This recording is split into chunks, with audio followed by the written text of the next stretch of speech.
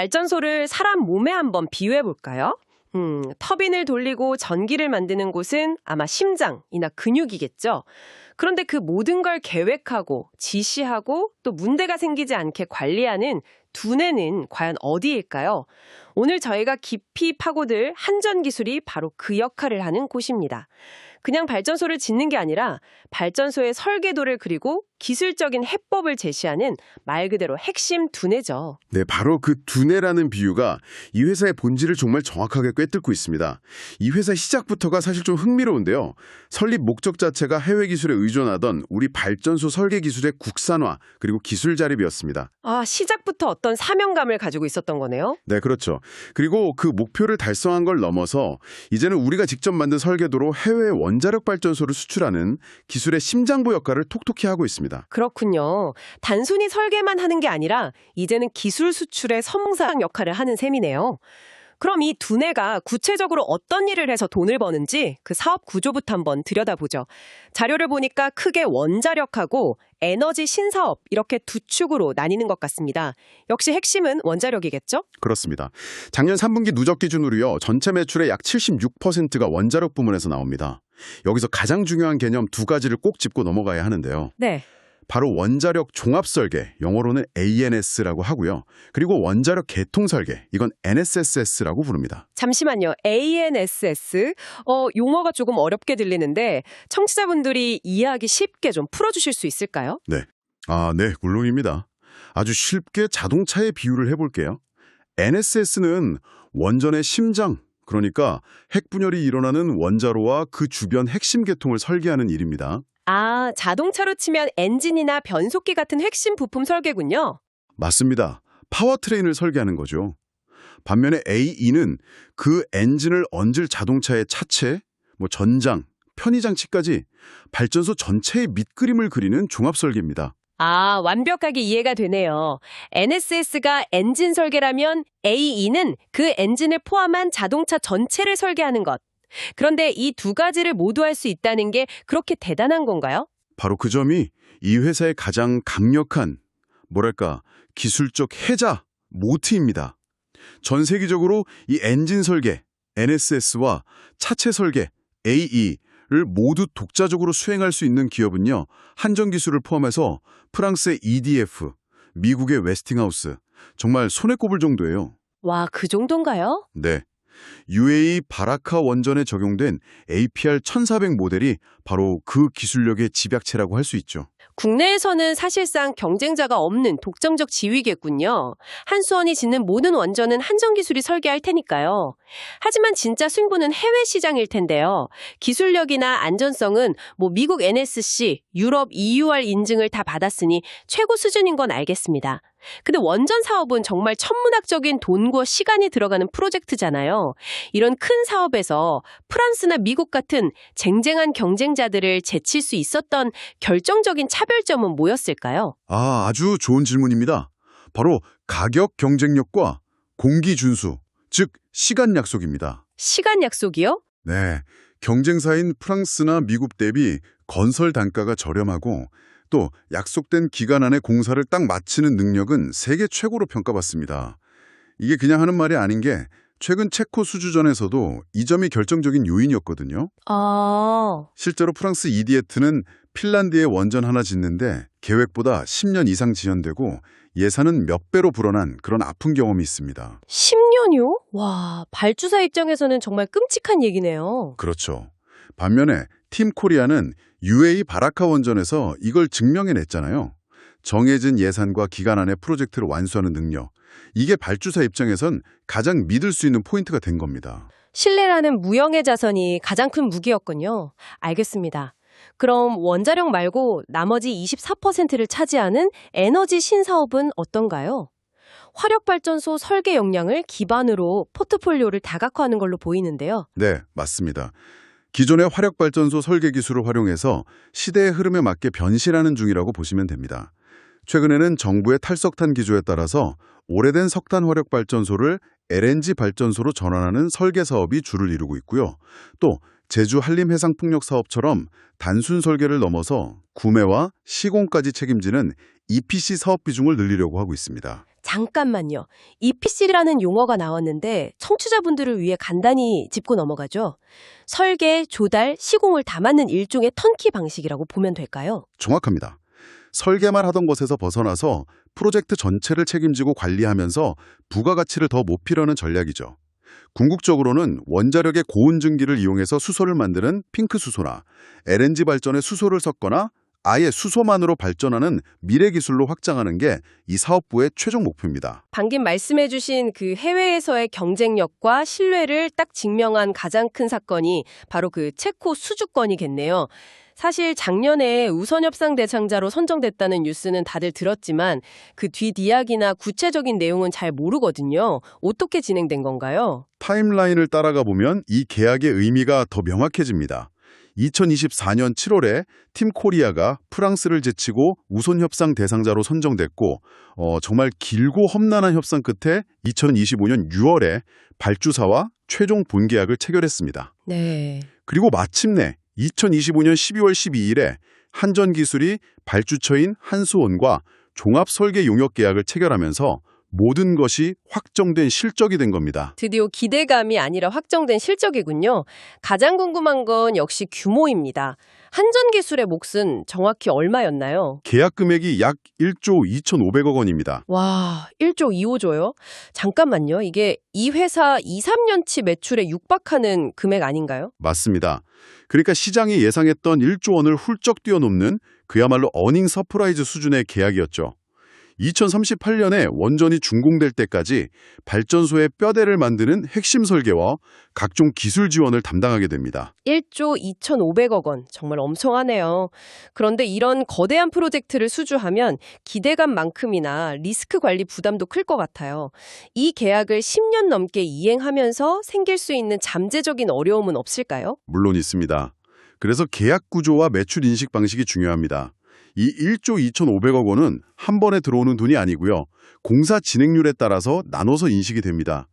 보통 원전 건설은 초반에 설계 업무가 집중되거든요. 아, 그렇죠. 그래서 설계가 본격화되는 2026년부터 이 거대한 계약 금액이 재무제표에 본격적으로 찍히기 시작한다는 의미입니다. 막연한 기대감이 현실의 숫자로 바뀌는 퀀텀 점프의 시작점이 되는 거죠. 리스크 관리는 말씀하신 대로 정말 중요한 과제고요. 체코 원전이 현재와 가까운 미래를 책임진다면 더 먼 미래를 위한 준비도 필요하겠죠.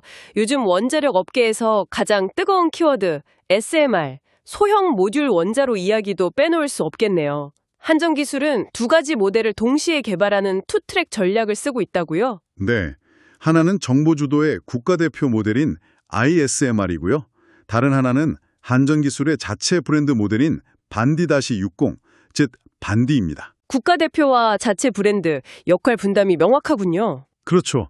ISMR은 170메가와트 용량 모듈 4개를 묶어서 총 680메가와트까지 확장 가능한 2030년대 글로벌 수출 시장을 노리는 주력 모델이고요.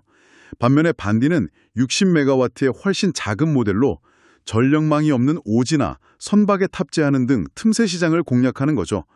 현재 HD 한국조선해양과 부유식 해상원전으로 공동 개발하고 있습니다. 기술적으로는 어떤 점이 특별한가요? 기존 대형 원전과는 다른 혁신적인 부분이 있을 것 같은데요. 여기서 정말 재미있는 기술이 나옵니다. ISMR의 핵심 기술 중 하나가 바로 무붕산 운전입니다. 무붕산 운전이요. 네. 기존 원전은 냉각수에 붕산을 섞어서 원자로 출력을 미세하게 제어했는데 이 붕산이 배관을 부식시키고 방사성 폐기물을 늘리는 좀 골칫거리였거든요. 아, ISMR은 이걸 없애고 오직 제어봉만으로 출력을 조절해서 이 문제를 원천적으로 해결했습니다. 잠깐만요. 냉각수에서 붕산을 안 쓴다는 게 그게 뭐 그렇게 대단한 혁신인가요? 이게 기술자들 사이에서는 정말 어마어마한 의미가 있습니다.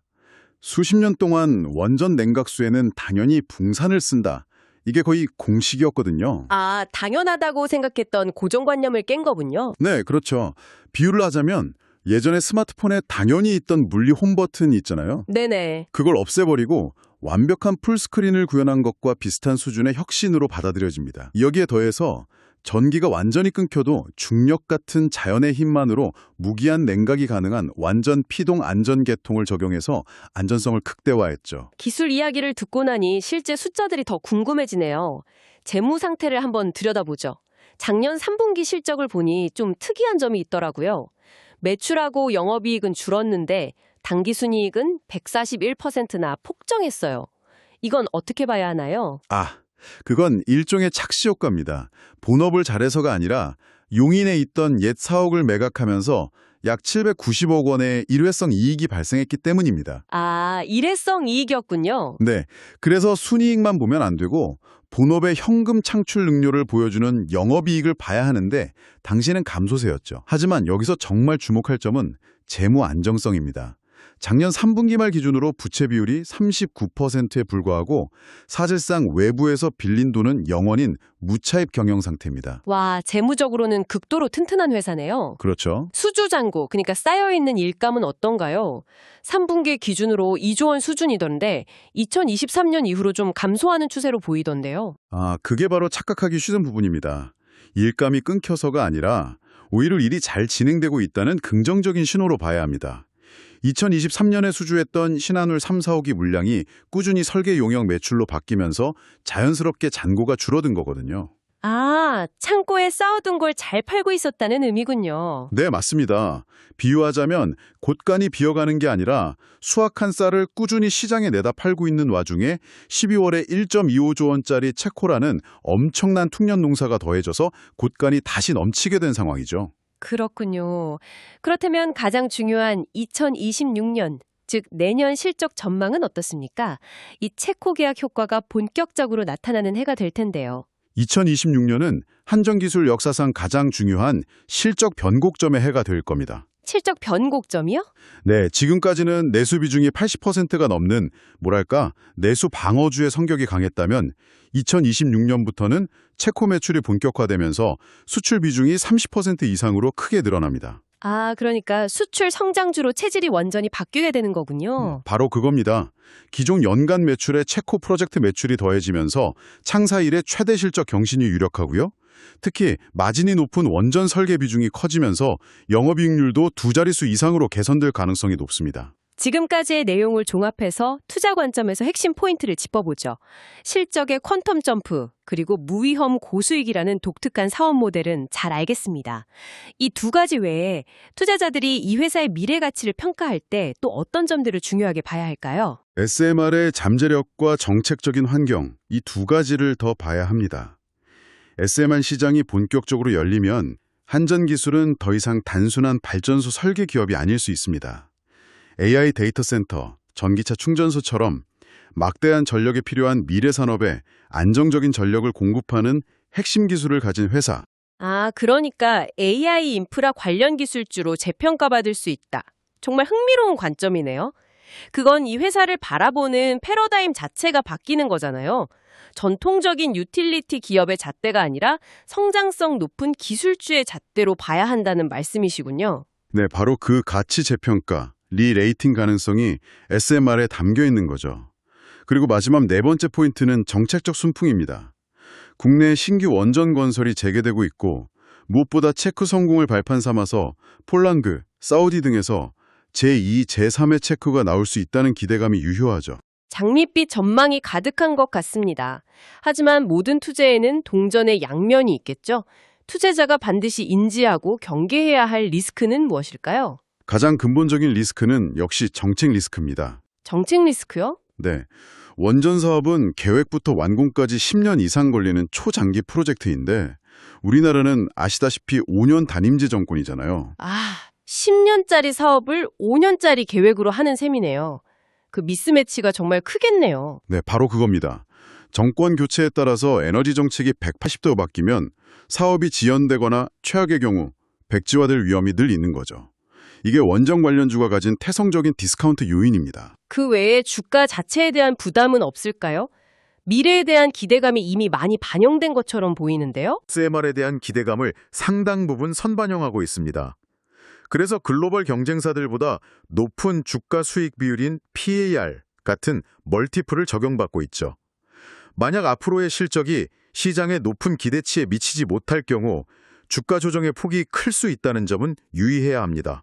그 외에도 숙련 엔지니어 부족 문제나 아직 불씨가 남은 웨스팅하우스와의 지적재산권 분쟁, 그리고 치열한 SMR 시장 경쟁 같은 것들도 잠재적인 리스크 요인입니다. 정리하자면 한전 기술은 과거의 막연한 기대감을 이제 체코 수주라는 확실한 실적으로 직면해내는 단계에 진입했군요. 국내 독점 사업자라는 안정적인 기반 위에 해외 수출이라는 강력한 성장 엔진을 장착한 셈입니다. 맞습니다. 체코 계약과 SMR 기술 개발은 이 회사가 단순한 내수 기업을 넘어서 글로벌 기술 기업으로 변모하고 있다는 명확한 신호입니다. 다만 앞으로 우리가 지켜봐야 할 것은 이겁니다. 이렇게 폭발적으로 늘어난 일감을 내부적으로 잘 소화하고 글로벌 기준에 맞는 사업 관리 역량을 성공적으로 내재화해서 찾아온 기회를 온전한 실력으로 증명해낼 수 있느냐. 이것이 향후 10년의 기업 가치를 결정짓는 가장 중요한 질문이 될 겁니다. 결국 기술력이라는 하드웨어 위에 프로젝트 관리 능력이라는 소프트웨어까지 완벽하게 갖춘 글로벌 기업으로 거듭날 수 있느냐가 관건이겠군요. 오늘 분석을 듣고 나니 발전소의 두뇌를 설계하는 이 기업이 이제는 자기 자신의 미래까지도 정교하게 설계해야 하는 아주 중요한 변곡점에 서 있다는 생각이 듭니다.